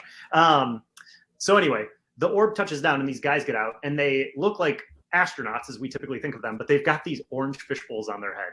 And what they're wearing in the kind of in the world of Dune, those are pilots. And those are pilots in the sense that when they travel far distances, like from Caladan to Arrakis, galaxies, they're LA to New York. LA to New York. They're taking the 405 to start. Right. They fold space. So they do kind of have like a warp drive, but they don't have a computer that's going to put them out precisely on the other side. So instead what they have is these people who are essentially aquatic and live in these suits or in tanks in the books that are just infused like spice solutions. So they're just living in spice water. And they're human beings? And they are to start. All of these people are human. Okay, that was another thing. There are no aliens in Dune. I've never seen it. I've never seen it. And I also like that, to go sci-fi note like aliens. Like that's a cool choice, because I think it's so easy to do. There's a ton of alien life forms, but there are no like sentient. But they're like animals, human-like aliens. No. Right. So anyway, the pilots and the Mentats and the Bene Gesserit and all of these people who essentially have these like supercomputer kind of. And this is another one of the many faults of Dune. It just throws proper nouns at you like this, and goes like, "Here you go." I was gonna say, you get there. Me and Trevor are not gonna have any of the vocabulary down. So just white suits, the dude, the black thing who suits. did it. Yep. Fremen, Fremen is the only thing that I know. I don't even remember. In my notes, Bene Gesserit's the main other one. Yeah, Emperor and bad guy. So that's what I have so far. So essentially, back to spice, and I'll cut it short. Got to get spice. We have to get spice down. Yeah. Base, the spice is important. So the spice essentially allows anybody who is operating in like superhero territory as far as being smart or being cunning or being able to pilot these ships. Or psychic. Yes. Yeah. Psychic is a big one. These people require spice in order for their brain to like essentially hit that next level. It's the limitless drug for all intents and purposes. That's like the closest thing that you could compare it to in pop culture, I think. Crack. No, I'm just kidding. I was just about to say, JD, it's like elixir of ascension. It's like doing crack and then driving across the U.S. And it might not sound right, but I guarantee you, if you do enough crack, you're going to end up exactly where you want to be in L.A. You do enough crack, and you wake up on the other side of the country, and you're like, how did I get there? Similar with space. You just folded space, baby, and you're just there. We were talking about things that Dune inspired. It actually inspired that scene in Wolf of Wall Street where Jordan Belfort takes all of the Quaaludes and then goes to the country club and then drives back home. Exactly. That's also he's piloting. Drives back home. He made it. It touches everything. You don't realize it, but it does. So like it is important to like we got to deep dive into spice because that is like and it was funny. It's quintessential catalyst of this entire franchise. Right, it's huge. And they don't touch on it that heavily. No, they don't. Even in the books, it's unclear as to what it does. It's just like it's the thing. Right, and I'm sure totally there's a little more. It's a little more. They flesh it out over time. Yes. And you know what? I'm going to trust also director here, Denis Villeneuve. If I say that right? Yeah. But if you were French, this time as if you were French. Denis Villeneuve. Yeah, there you go. I took French a couple years in high school. Either way, like you could definitely see this as kind of his type of movie. Obviously, doing Blade Runner and Arrival and different things like that. But I'm going to trust him because also he's one of the best directors in Hollywood right now. I think. And this is something we could kind of just toss up to the group. Do you think it was a choice to maybe not flush it out as much as to not confuse people? That is an already confusing concept in a very heady sci-fi movie. To not alienate like a bigger audience. Trev, Kev, you can take this one and we can go around in a circle. Or I feel like Trevor should answer this because I have like answers from the book. So what do you think as a non-book reader as to if they added the spice, do you think it would add or subtract from your? I know that me and JD had said like when they first talked about spice and the one big thing that they like kind of like hit home about the spice was like this is how we travel and this is how we like travel like intergalactically basically. I thought it was like oil. Like that's fuel. What I thought. Yep. Yeah, I thought it was fuel. I thought it was like, you have to get all this spice that you can power all these ships that you're flying and things like that. And then it took like maybe another 20 minutes or so. And then they kind of started to a little bit unravel it. And you're like, okay, it's not gas. Like it's something else. Oil that can get you high. Yes. It's I think that we joke, but that's kind of what it is explained as in the movie. Yeah, sort of, Like in the movie, it definitely feels like, no, it's obviously not like getting high the way like we think or anything, but like it definitely feels like, hey, this is a fuel source, but it has many different things. And one of the things is kind of taking your brain to that next level to be able to see things, whatever, in a kind of drug-like way. It raises the human condition for sure. Right. Limitless drug was a very good way of describing it. Like Bradley Cooper popping the pills and seeing everything. Like that's exactly kind of the funny thing is like, and that's where it kind of feels maybe a little strategic. And I'm sure now that they have us, maybe a wider audience, we might learn more about spice and actually get those answers that you guys are talking about.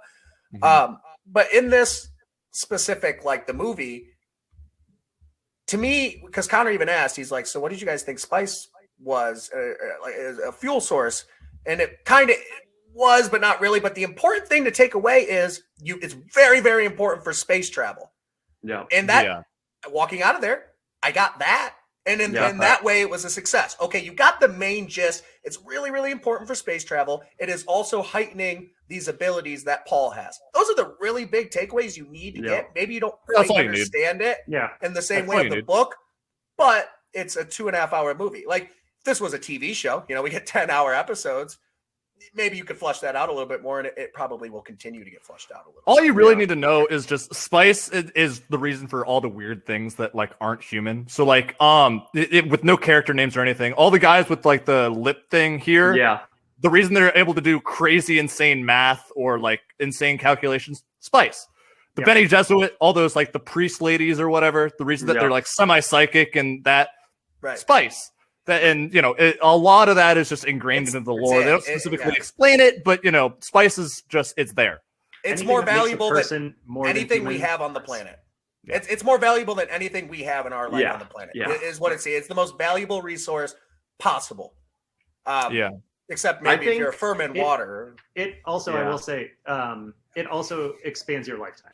So it has like natural like life granting applications as well. So like normal wealthy people will take it, and like there are instances in Dune where they're like, oh yeah, that person's like 250 years old, and they just kind of like casually glance past it, and you're like, what the hell? And it's like, oh yeah, like they put a little spice on their meals in the morning, like it's their apple cider vinegar, like they're forever young. Yep. I thought one thing that they didn't do like the greatest job of explaining was the Bene Gesserits. I didn't like the queen witch or whatever you want to call her. Like she shows up. Witches? Yeah. That is the witches. Yeah. And they do like the box, and that was so badass. It was so cool. Badass. But by the way, the first thing we ever saw this movie, like a year ago, was the hand in the box scene. I forgot about that promo until it happened. Yeah, guys, that's just actually the first. That's how the book opens. Oh, very cool. Oh, really? The book opens on Paul taking the Gom Jabbar. I remember seeing that. First, in a theater or something. It might have even been for a Tenet or something, because it was was like a year or so ago. Yeah. And it was the first kind of thing into Dune. I'm like, I have no idea what that is. That was kind of weird. Now it's like, now I know it's crazy. But either way, sorry, Trev, cut you off. I just thought like that was so badass. Like it was a really, really cool part of the movie. But then she leaves. She talks to the mother. You kind of get their conversation, but you're also kind of like, I don't know exactly what's going on here, especially when she's like, I told you had to have a daughter, and you're like, well, how the hell is she? The voice is already being introduced. Yeah, exactly. Like all that kind of stuff. And you're just like it. And then but the cinematography again, where Paul and his mom are talking in the fog, and it's like that camera angle that they use. It's like, it's perfect. But then, they move on to whatever's next. And I'm like, okay, that was super badass. And I think I kind of get it. It was a test for Paul to see how strong he was. But like, who are you? You know what I mean? And like, why exactly did we have to see how strong he is? And like all that kind of stuff. They explained it, but it wasn't. It's just tough. Like JD said, when you're walking into a brand new universe, it's like you almost kind of need spoon fed a little bit sometimes. Sure. And I think they did a good job of not totally spoon feeding you, right?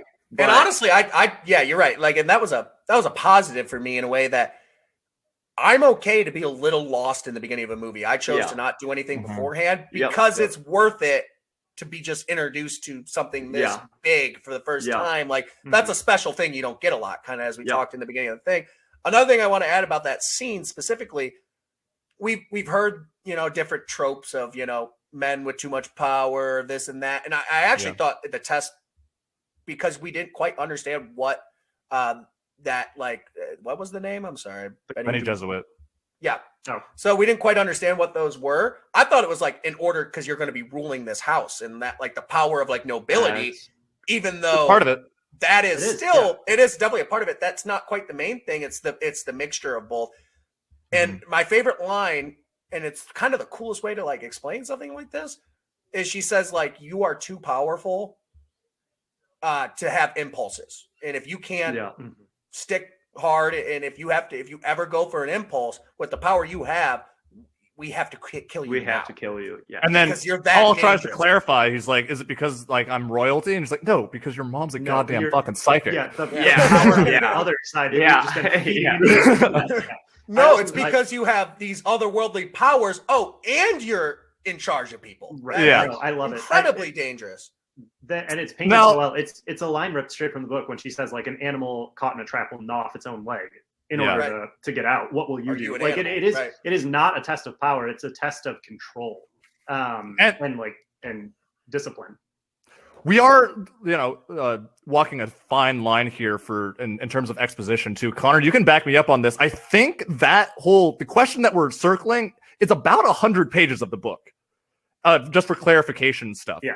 Like 80 to 100 pages of the book. And that would be a hard thing to just scoop into a 2.5-hour movie. I think they did a good enough job as to giving you hints as to, what the meaning of that whole thing is and, giving a good runway for the next movie. But you have enough information, I think.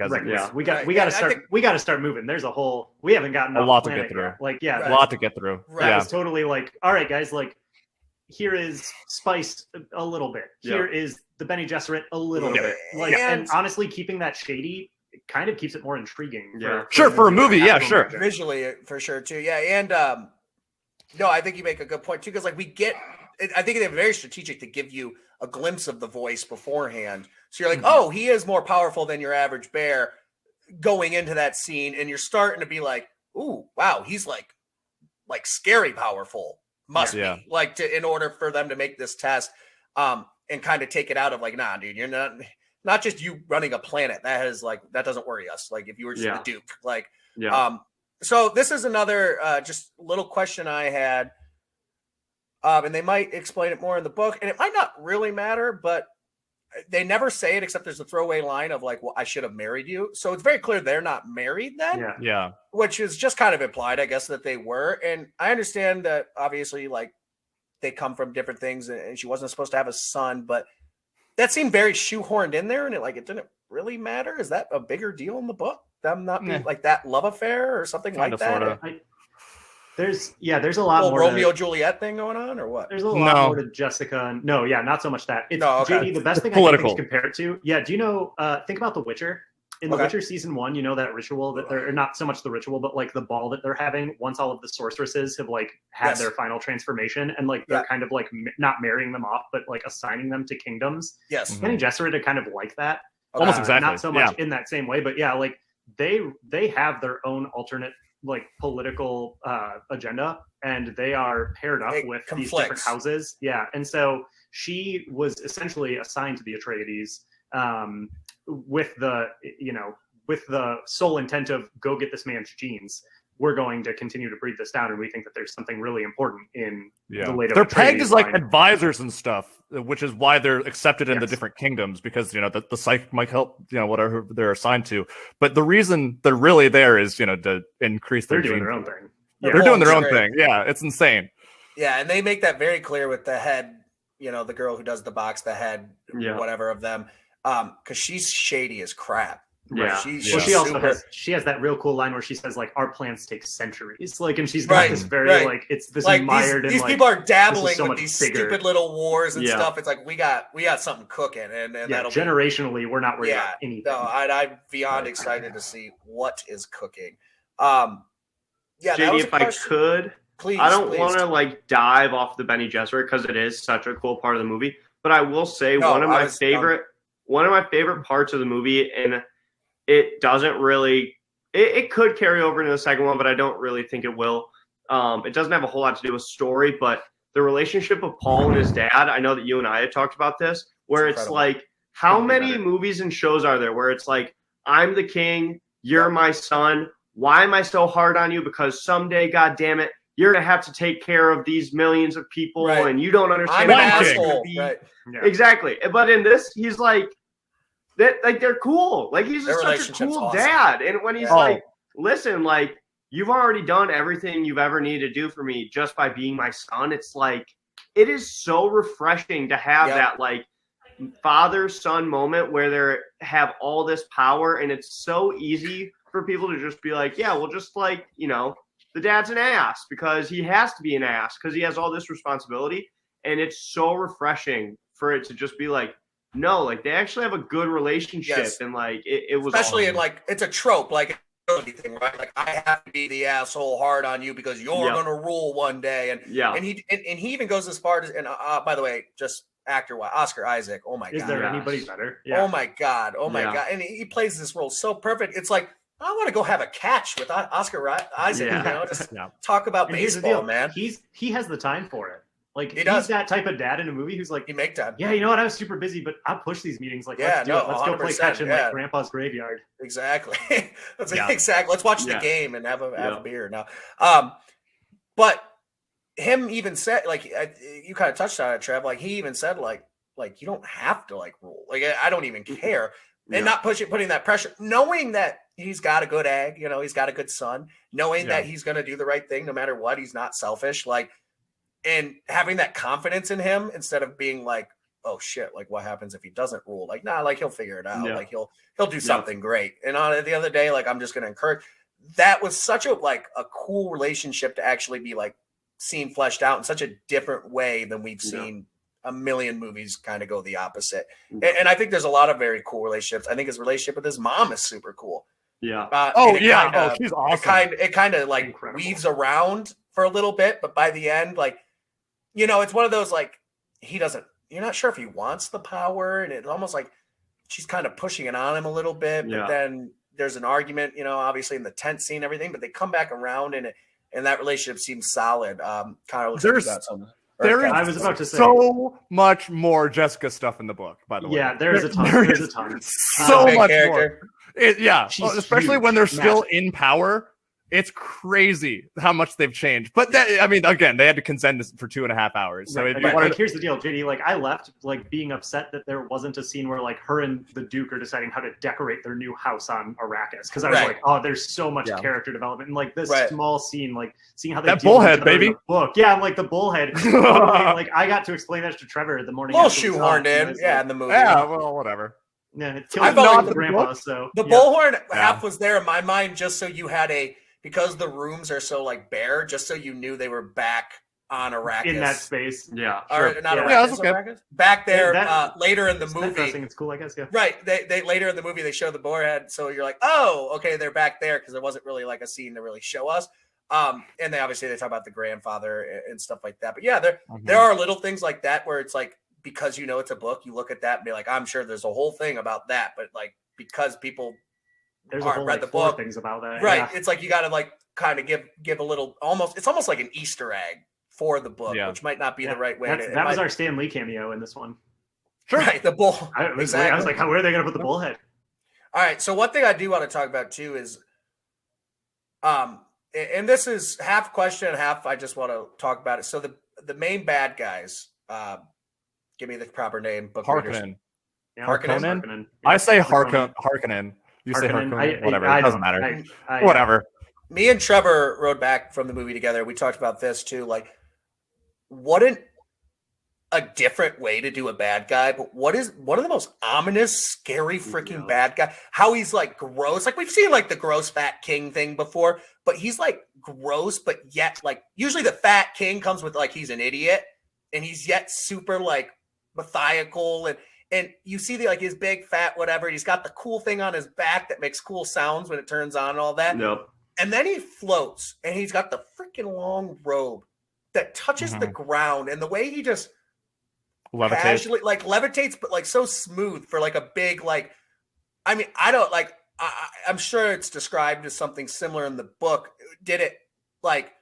Were you guys like, oh my god, like when you first saw Voldemort and you read the book, you're like, that's it. That's Voldemort. Was that like that for you guys, the bad guy, or is it a little different? Were you happy with different. it? Even if it's different, are you happy with it? Because me and Trevor were talking about.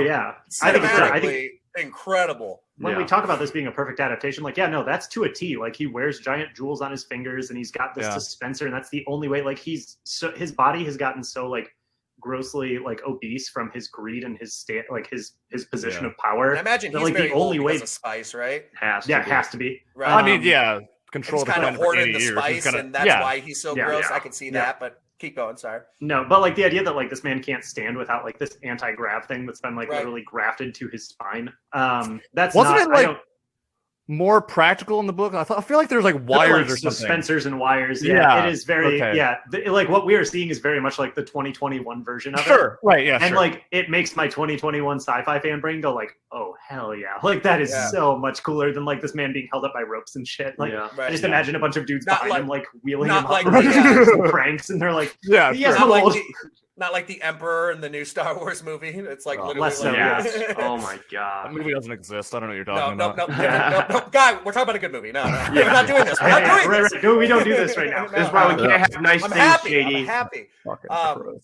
But so we kind of touching on the bad guy. The bad guy stuff was all very cool, and I liked kind of all there. It was very cool. And don't do it if it's spoilery and you think it's to come. But I was a little confused on their place in the Empire, in the world where it's at. I was it felt like they were not a part of the Empire, like almost enemies to the Empire. But yet they left because am I correct to say they kind of cut a deal with the Empire? They did. Is that kind of what happened? They are still under the Empire. Yeah, think of it as like Game of Thrones. Think of it as Game of Thrones. Lannisters, or I guess at the beginning, Baratheons had control of the kingdom, right? They're the kings of the whole land. This is like the Starks versus the Tyrells or something. Yeah. This is the most popular guys. These small houses. Yeah, exactly. Like the most popular guys are obviously the Atreides, right? And then the richest guys, because they've had control of Arakan for however 80 years or whatever they said. Yeah, it's just a competition for infighting, and then the Emperor chose a side. So they are perfectly in the Empire. Like the Empire doesn't like view them as like bad guys per se. No, it's just another house. Okay, all right. In fact, the Empire decides they don't like the Duke because again, he's more popular than the Emperor. Like eventually, this popularity contest is like all the smaller houses. Same thing with Ned Stark in Game of Thrones. They're like, we actually like him better than we like the guy in charge. And the guy in charge goes like, huh, that's funny. Let's set a trap for that guy because fuck him. Like, and that is what sets up the entire. Okay, so that makes more sense on a plot point. Why? Because I do think that stuff came through, and the plot made sense. Don't be wrong, but there was a little bit of. So they signed a deal to make them leave for them, the new good guys, the Atreides or whatever, to come in order to backstab them. But they're all under the Empire, and the Empire picked a side. Is probably the best way you could have laid it out. Yeah. As opposed to like an all-out war, they wanted to backstab it in. This way, they're like, we'll still maintain our power too because no one likes these assholes. Exactly. And I think it was an interesting choice not to have the Emperor in this movie. He's not in the book for a majority of it. Two scenes, if I remember right. Yeah, he shows up at like the very end, and it's like it's me.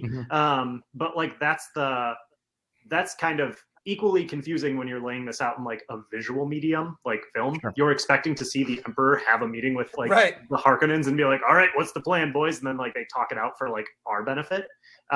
They instead do that with the Bene Gesserit Reverend Mother when she goes and they do like the dopest Cone of Silence scene I've ever seen in my life. Where instead of letting us into that Cone of Silence, they like subtitle it. Muted it. Yeah. So cool. Also, weird spider thing, guys, that's not in the book. I don't know what that's about. I don't know why that was there. Oh, yeah. Some VFX artist like brought that to Denis Villeneuve one day and was like, this is fucked up, huh? And he was like, yeah, put it in. Yeah, dude, that's great. Why's it got hands? Hard on this? Yeah. Yeah. But anyway, so that, the Emperor, I think it is also, as confusing as it is for like new audience members not to see him, it is cool that he is not there because it makes it ominous, all more impactful when like his truthsayer goes and says like, yeah, we're going to give you Sardaukar to fight for you. Because we know that you need the leg up in the war to come. No one can ever know. This cannot get back to any of the other houses that the Emperor was supporting you. Like, if these Sardaukar get caught, like, we're not. The other Lancelot houses don't. Okay, so the other... So those guys that they contracted, the guys that they contracted... Sardaukar, yep. Yes. Aren't like the Emperor's, like, goons, right? Like, they're not... They're still Team 6. They are. Yeah, they are. That is the Emperor's clone army, basically. Yeah. That's what I'm saying, though. Is like so. It is known. It is known. The stormtroopers show up. It's very clear. Like, ooh, Emperor Palpatine's taking a side. Like, I guess how does that secret? The idea is that no one leaves the planet.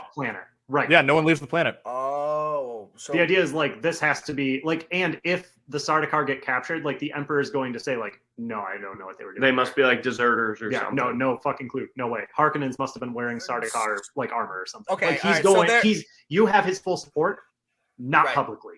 Plausible deniability. But because people are going to find out, but people are just going to think it's this house attacking this house, and this house won. That's why they have it now. The Emperor didn't sign off, and that's why the Emperor's plan is like quote unquote perfect from he and the Harkonnens like perspective, is the idea that like no one's ever going to like think twice that the Harkonnens went in and killed a bunch of Atreides. Like that's what's been happening for generations. What's interesting to me too is the Duke very clearly kind of sniffs this plan out.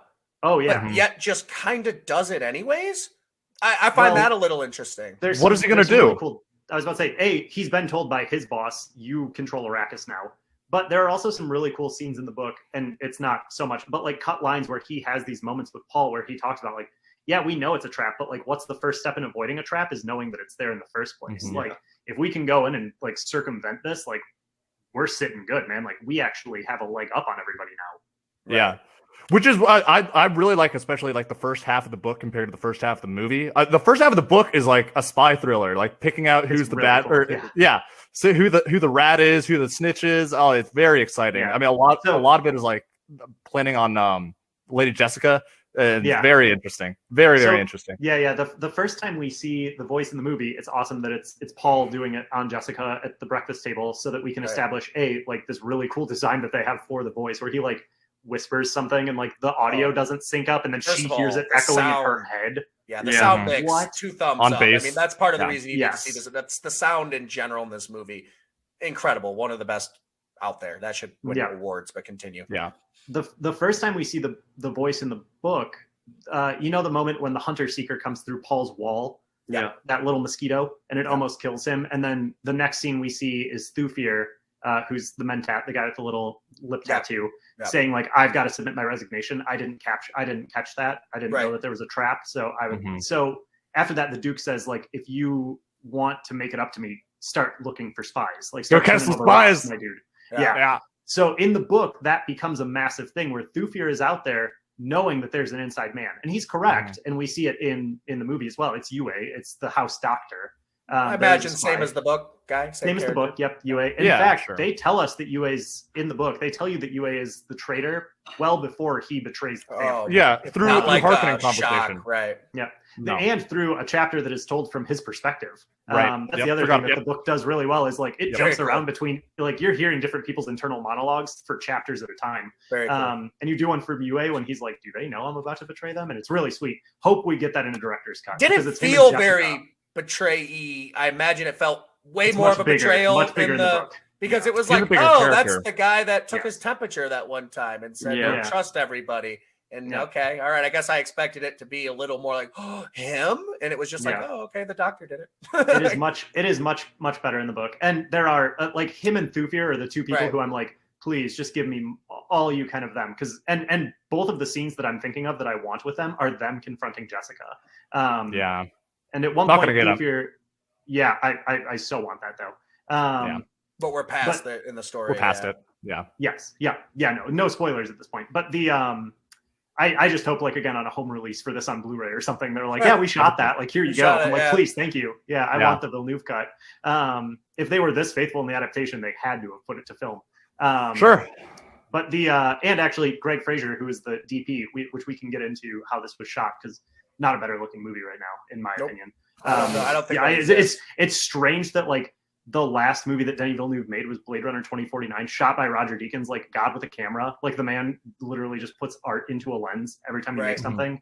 And then Greg Fraser comes along to make like something that I think one-ups Blade Runner as far as like its visual spectacle. But anyway, he on his Instagram has been sharing like behind the scenes like film photographs that he took. And there is one of like Yue and Jessica like at a window looking out. And I'm like, they're never on scene, like on the like in Arrakis. And I'm like, oh my God, they shot that scene. Like it even is the if two it's of them not like, outside Paul's room. I want to know what they're talking about. Like, I want to see what that was. Whatever setup it was. But anyway, so there's a scene, the first time we ever see the voice, which is what I've been building to. Thufir confronts Jessica because he thinks that she's the spy. And she uses the voice on him. And it is like, I remember as I was reading the book being like, I don't understand what just happened, because like we're so far into it at this point, and then it introduces like Jessica's quote unquote superpower of the voice. And you're like, wait, what? Like she gets up to like leave in a huff, and she's like, sit back down. And that it, like is, the way that is the first time it's used. That's the first time in the book that it is used, like in a scene that we're present in. Yeah, it is. It is crazy cool, and it has the same impact that it does in the movie when Paul first uses it. And you're like, what the hell just happened? Like Thufir, it talks about like he blacks out, he falls back in his chair, like his muscles contract so hard that like his ass it's a cool hurts superpower. from like hitting. Yeah, it's a so really cool superpower. It's so sweet. Just commanding someone, like what? Yeah, it's a really gothic Jedi mind trick. Yeah, very much. Yes, because you don't even realize what's happening. The voice is also a unique thing to where it's not quite mind control. It's a practice thing. You don't just have it.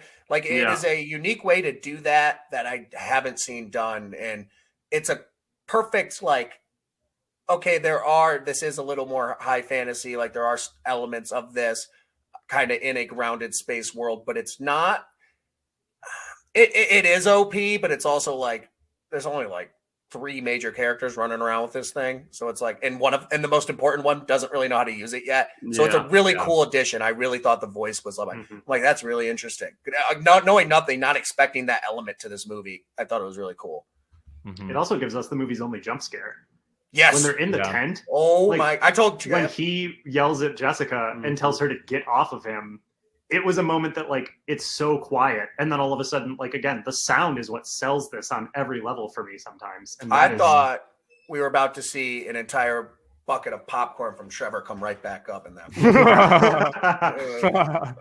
Me and Trevor always said, "You're like, all right, this is a long movie, so that means I get my belly ache from my popcorn and slush around hour 1, get over it by like right before the 3rd act, and then really enjoy."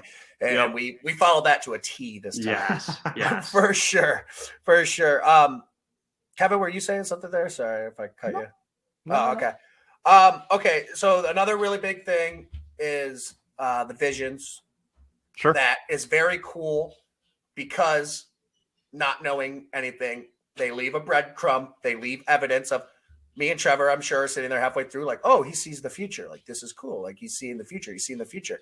Oh, yeah, that thing with Jason Momoa's character. Damn, he saw that, and that happened. Oh, bummer. Like, that means all this shit's going to happen. Oh, wait. And then we see alternate futures, and then some of it doesn't happen. And I really love that he is sitting there. That is something he is wrestling with. That would make you go insane. Sitting there being like, is this true? Is this not?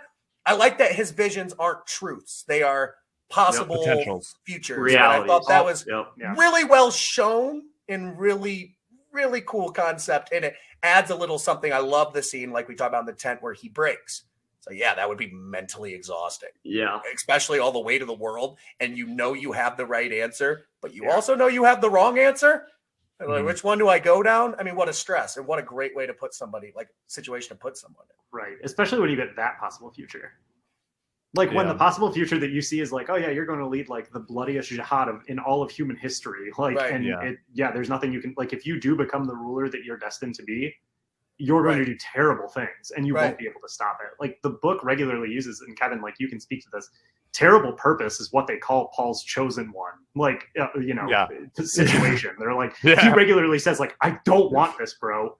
This is not, like, nobody should envy the position I found myself in.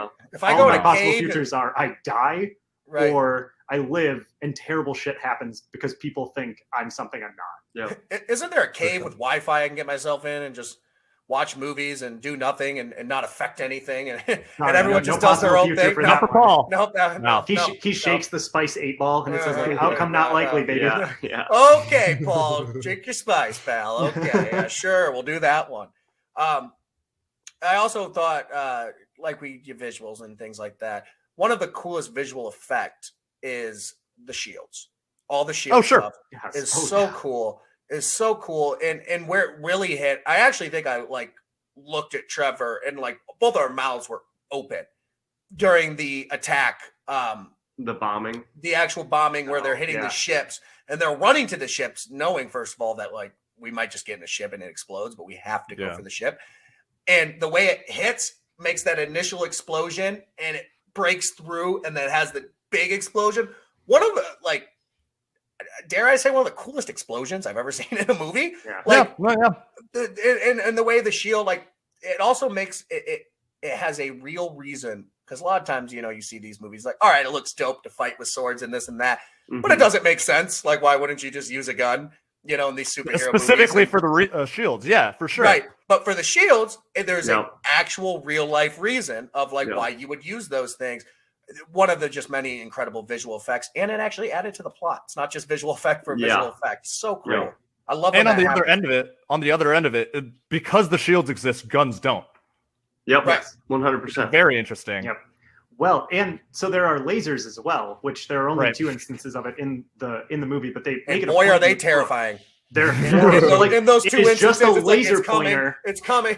Yes, they're terrible. Yes, but no, in the book they make it a point of talking about laser guns that also are not a thing because eventually lasers came into existence and somebody shot someone wearing a shield, and what they discovered is when a laser hits a shield, it essentially causes a nuclear explosion. Like the frequency of those 2 things hitting each other just will decimate both the person holding the gun and the person in the shield. So and the next 4 city blocks. Everybody around you. Yeah, it is not a favorable outcome. So don't use your lasers if you think they've got shields. And then on Arrakis, you've also got the idea of wow, cool shield, worms. Bro. What if I told you the worms hate that? Yeah. Love that. All the worm stuff, the way they can feel things and move towards it. It's such a cool way to do that. And many apologies for The Mandalorian season 2, episode 1. You guys had a year or so. 8 months. It was cool, but God, I'll never be able to watch that episode again. It looks like shit compared to this. I won't be able to see. Very cool Crate Dragon thing. But after seeing the worms, yeah, that's gonna look like a puppet show. I can't do it. JD, think about how dumb SpongeBob feels right now. No, dude. What's that? What is it called? The Alaskan bullworm. The Alaskan bullworm. The Alaskan bullworm. Yeah, the Alaskan bullworm.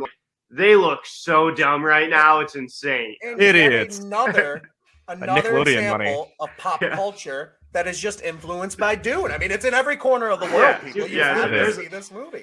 Watch Tremors, one of my favorite horror comedy movies. Right out of this, built around Dune. They're what if small town Hicks had to fight off sandworms? Yeah. Right.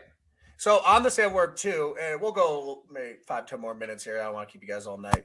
But this is so much fun. I would do this all night. But right, I was gonna say we might just have to do it again and just over a beer and not on camera. Yeah, sure. But so first of all, the worms, very cool. All the different stuff, the thumper, the different technology of the Furman, which we haven't. Trevor, I know me and you have the Furman might be the coolest group of indigenous people to a planet or something like that. Oh my God, just incredibly badass. And maybe we'll do that right that after. That or Ewoks, they're very close. It's really not close. But either way, all their the other one goes yep. Yep, exactly. Don't you just want to hug a Furman? Those big blue eyes. Yes. Mommy, can I get a Furman for Christmas? Yeah, no, for sure. But the worms, obviously, all the technology, the thumper, the different stuff that gets them there. The thopters. Yeah. Yeah, dude. Oh, my God. There's so much. Thopters are cool.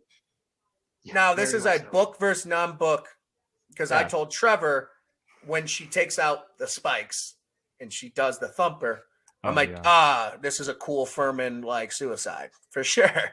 That's what's happening here. Nothing else. She definitely isn't going to stick those things in the back and ride it. Yeah, and by the way, she didn't.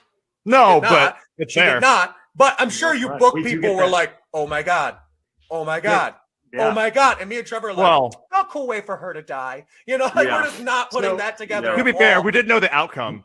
Well, but so fair. But you also just finish and then go hit real quick. We do see it then at the end. Sure. And that's when I look at Trevor. I'm like, they ride them. Yeah. They ride them.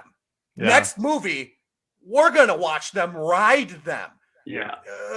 But do we see it in the book? You knew it, right? You knew what the writing. Oh yeah. Well, before next. movie. Before next movie. Before they introduce it properly. No. Okay. So we are at the point. It's not like they're on purpose put it at the end. That's actually at the. That is something that they do. Yeah. That is. Yeah. Well,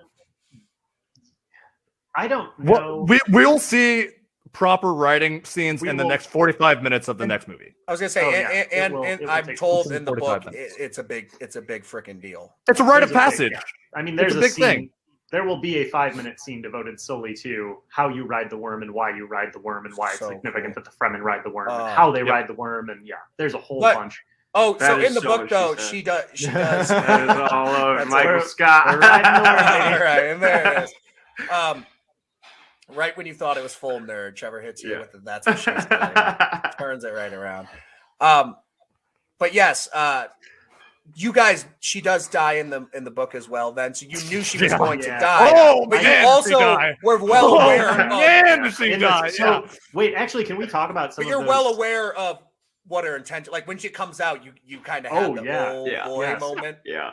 Well, so I'd love to dive in real quick just to two of the things that are infinitely cooler. So tons of people die in this book and in this movie. Yeah. Paul is left with far fewer allies than when he starts this movie. Left with everyone. Yeah. Like, I mean, he comes to Arrakis and he's like, things are going to go great. And then he leaves, not leaves Arrakis, but like the movie ends and it's like him and his mom and like a couple of strangers in the desert. And he's like, sure, hope this works out for me. Yeah. Like the dude's got Grey Pistol in a dream. Like he just had the worst like starting Fortnite loadout of all time. Yeah. But like, so that scene shitty where chest he opened. Yeah. Yes. When he and Liette and Duncan and Jessica go to that underground bunker that is like her botany lab / the well that can potentially help terraform the planet. Like there's however many of those scattered around. Mm-hmm. Huge, cool scene in the book.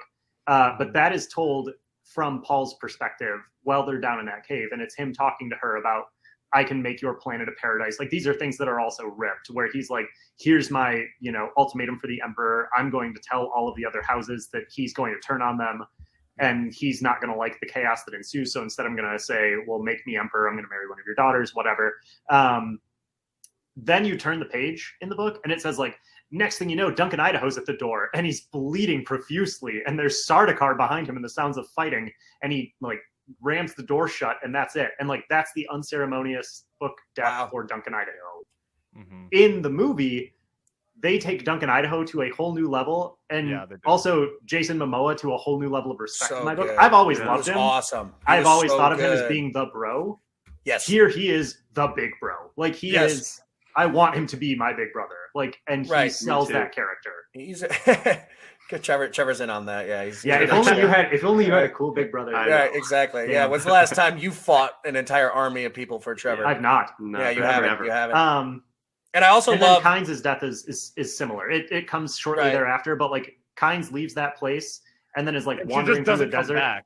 Like hurt, like and then lays down at one point and ends up falling victim to like a natural disaster that they call what is it, a spice explosion? Essentially, spice only reaches the surface because it's kind of like yeast underneath the sand. And it condenses and condenses and blows up, and that's how it makes its way to the surface. Yeah. So Kynes dies to the planet very similarly to how she does here. Much cooler in the movie. So much cooler. The way she's just like F it and just starts pounding. Yeah. Very cool. I'll be my own thumper. Cool. Yeah. Yep. Very, very cool. Do you guys have any questions, JD and Trevor? I mean, while we have you guys, I mean, you guys answered my big ones for sure. I'm trying to think of what I had something in mind, but I cannot think of it. No, Trevor, did you have any questions? I mean, that was the big ones, I think. I mean, there's obviously like lore stuff and some of it that like I don't even know if I want to know because it might be out of order in the book too. Like maybe they plan this wasn't in the movie, but they plan on explaining it. Because I'd be shocked, but okay. I think one of my larger questions, and it's probably a question that it's really up to the like creators of the movie to decide it, but like, is there like too much left for them to like wrap it all up into one movie? Like I like it so much. Is it going to be a trilogy or two? No, it can be. So I've heard it can be either. I've heard rumors that it'll be a trilogy if Denis Villeneuve potentially gets like his fever dream, but it won't all be Dune Part 1. It will be Dune as Part 1 and Part 2, and then there will be Dune Messiah. Then we're just doing a saga, which is the second Dune book. Give me a saga. Yeah. I think I looked at Connor when it ended. I said, "Can we get like 5 more of those once every Christmas for the next 5 years, please? I need 5 more." Yeah, no, I don't know if a year is enough time to make them. I know. No, it was a joke, Kevin. The other thing we aren't getting undermining me in front of the guest. Sorry. See you guys. Kevin, wait. I need someone to check me on my bullshit if I get it wrong. I read the book a while ago. I'm so sorry it's treating you guys. The other thing that we are getting, and this was pitched when the movie was pitched, is an HBO Max series on the Bene Gesserit. Yeah, that'd be interesting. Give it to like, we're getting the shadow government in my veins. HBO Max. Yeah, like, which is awesome because as a fan of the books, like, yeah, even I'm like, yeah, this Bene Gesserit, like, behind the scenes stuff, totally, like, they only give you enough to keep you curious. Yeah, which is very cool that even in the book, like, a lot of it is like it's easier to draw the connections just because there's more of the book, but so much of it is still ominous and still like you have to draw that connection. Like, it's not ever half this stuff. Like, you're talking about spice, you're talking about all this different things. Is not like, here's a description of this to move forward. It's all like you still have to connect it, which makes me feel better in the movie that they're like kind of doing the same thing. Maybe not as easy to connect things or draw conclusions, but like that is very cool from a book perspective. Because usually books is like they can over explain, right? Like, okay, this is for sure. This the fact that you guys came here and you're like, this is what you interpret it as based on the information given. But there's never a time where it's like, here are the 6 things spice does. Number one, like, no, that's it's cool. Not a slideshow. No, that's very cool. I'll say, like, I don't have any more questions, but I do think that, and it's probably a good way to end it as well, is the end of the movie. The way that it's so Lord of the Rings fellowship in my mind. The way that this movie wraps up. I love when good movies know that they're good. They don't have to leave me with a cliffhanger. Like, let's go hunt some more, baby. It's just like, you know what? We gave you this whole arc. It's good. You love it. And you know exactly where we're going from here. But we're set. Like, we're down. We're on the ground right now. The way that they're able to break that movie off and lead you into the second, it makes the start of the second actually mean something, because there's nothing worse than starting a second movie and the first 20 minutes of it is finishing the first movie. Yeah. It's like, I'm done with the first movie. I want progress. It gives you closure. Yeah. Oops, drop my mic. It gives you closure, but yet there's so much more to know, and there's so much more. Like, it's like, I feel good about where this left. It's not sitting here with everything goes black and did he die? Did he not die? No. It's like, all right, this is the situation they're in. I now am in a different situation, and now we can move forward. And I know there's some big stuff happening, but the cool thing is too, it's not like a direction where it's like not knowing, me and Trevor, where it's like, oh, bro, I cannot wait for the big battle that's going to happen, the big war, because that's obviously what they set up. Is this giant? No, it's not like anything. Like, I'm still going to go into the second one relatively blind, just knowing the world more, which I think is really cool. Because sometimes, you build up, like Lord of the Rings. Obviously, it's like, all right, we're on to Return of the King. It's time for nonstop battles. Like, that's what we've set up. Yeah. We know the things that have to happen. This has to happen. This has to happen. This has, and none of that. We don't know what his journey is. I guess, like, if you go just straight trope, it's like, oh, then he's going to become emperor and everything's going to be Shangri-La and he's the chosen one. But it's like, I don't know if that's where this movie's going at all. Like that, it's so well written. Like it doesn't. I don't feel like I have a great idea of even like I know what the next movie is going to be, but I couldn't sit here and give you like a plot synopsis of what I guess.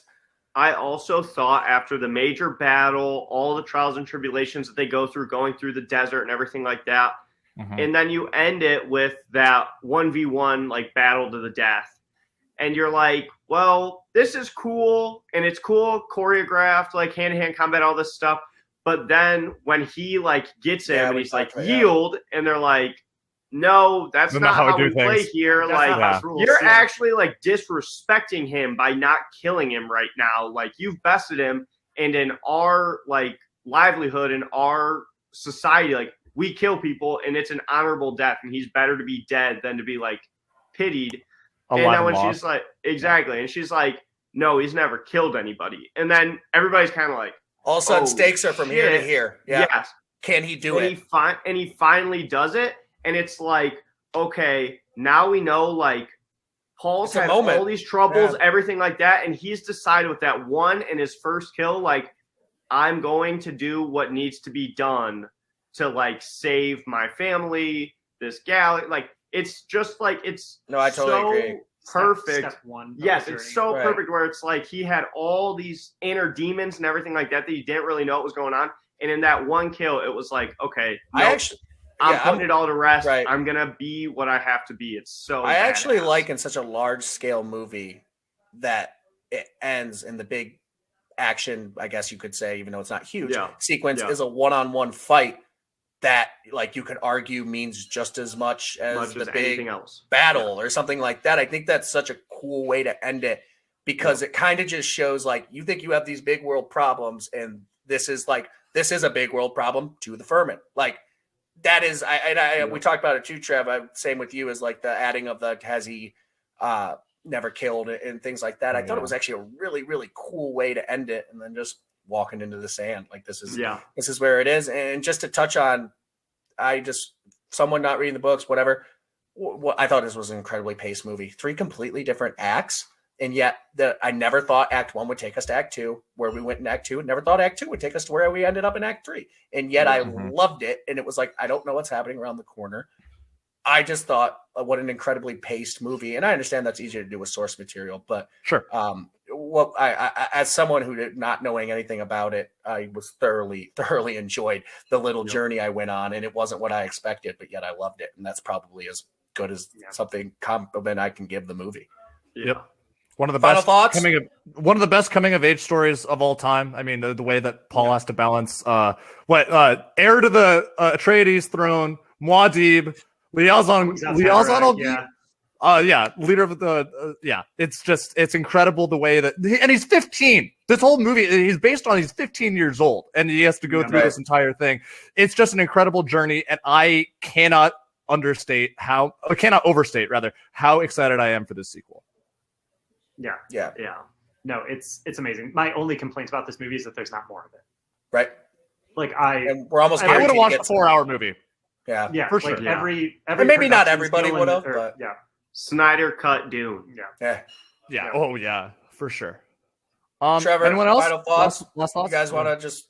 I mean, it was absolutely stunning. I can't wait to see it again, and it's going to be one of those watching things it tonight with my dad after. And it's sad that it's like we are going to have to wait a long time. But it's something that I'm willing to rewatch, and I actually do think I'm going to read the book, because I not only want to know what happens next, but I want to know as much about what we already saw as I can possibly get my hands on.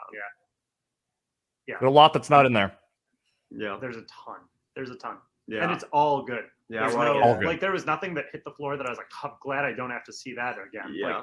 Right. It's all sweet. It's all every page. And maybe the most confident I've ever going into a movie with incredible director, proven track record, just about 5 A-listers, and like the minor roles are like B-list actors, like the minor roles are huge.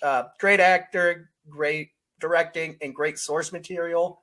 I don't know how you F that up, and they did. I'm gonna plug Greg Fraser one more time, because this dude puts images in a camera. Like, man shot my favorite Star Wars movie. Then he came around to shoot Dune. Like, this looks like Rogue One. Yeah, Rogue One. I think is the best. Rogue One. Best cinematography of them all. I agree. And I like, this man makes movies look good. And that's at the end of the day, like, I think you got to see this movie, if nothing else, for the visual achievement that it is. Yep. It's no other way to put it. It's a visual achievement. And if this, it could come across slow, I guess, if you have no like interest in it and maybe aren't a sci-fi guy. I could get that.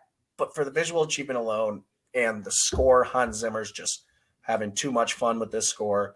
The sound designs of just like, wow, that is the coolest way they could have made that little gadget sound. Like, there's so much of that. Even from Firefly ships to all the way around, like an incredible. I dabble with the word masterpiece with this, and I don't usually say that. And I really think you got to go see it, and you got to see it at some point with something, even if it is HBO. But that is our Dune in review. I want to thank Kevin, obviously, always being my pal here, talking movies with me, and a special shout out to Trev. Now, second time with the DCU here. Double back. Yeah, I know. And we'll have to get Connor in again for sure, because we'll take you guys whenever, because you guys are on our level nerd-wise. But thank you to Connor as well, Dune enthusiast. And I really do mean this. Connor might be like one of the biggest like movie guys I know, like loves movies, nerds out about everything with me for sure. I don't know if I've ever seen him more excited for a movie than he was for this movie. Oh my God. Ever. And yeah, go ahead. Yeah. I saw it on Thursday night ahead of our showing was on a Friday. Right. And like, I came out of that ecstatic and then came home and had to play it like real chill. Like I went next door and talked to Trevor for a second, was like, hey, I saw Dune. Everything's different now. And like, that's kind of what I left back home. And also, like my whole life, like just like, straight faced. I was like, everything's different now. My life, the like, Connor you knew is two no chapters. Longer. Like, also, we're on the back half now. Also, put on some pants, Trevor. What are you doing? Yeah, for real. Like, he's just got tortilla chips all over him. We're all different people now than we were Thursday morning. I can't tell you like how excited I was Friday to be seeing it again, because like my hype through the day just continued to rise with the idea of like, I'm going to watch this movie one more time, and I'm going to go see it with like people who have no idea, but who, again, I know love so many things that I'm going to do that right now. I'm going to watch it with my dad. I'm pumped. Yeah. I'm excited. See, and like that would be my final, I know you asked us to plug it at the beginning, but like, if you like Lord of the Rings, if you like Game of Thrones, if you like Star Wars, you're going to like at least some of Dune. And I promise this does whatever little piece you like of those other things just as well, if not better. I'd argue it takes the best 30% of each. All of those, yeah. to come together to be like the ultimate. Right. Yeah, no, 100%. Well, thank you guys so much again. That was our Dune in review. Where can people find you guys on social medias? Oh, Twitter's probably the big one. Yeah. Catch me tweeting about Dune mostly right now. Yeah. And it's just @_Titsworth, TITSWORTH. And mine is @TrevDaddy34. Yes, it is. Love it. But thank you guys again so much. Yeah, for sure. This has been guys, 2DCU, Dune in review, 2 Dune review. Please watch us on YouTube, like, subscribe, and then we're also on all podcast services. Easiest way to find us is just typing in 2DCU. We're the first thing to pop up because we're a big freaking deal. Thank you guys so much. Dune was awesome, but like Connor said, it's watching it with friends. That really is the real treat here. Yeah. No, I'm just kidding. I would have watched that alone and been just as happy. Thanks, guys. We love you. Laters.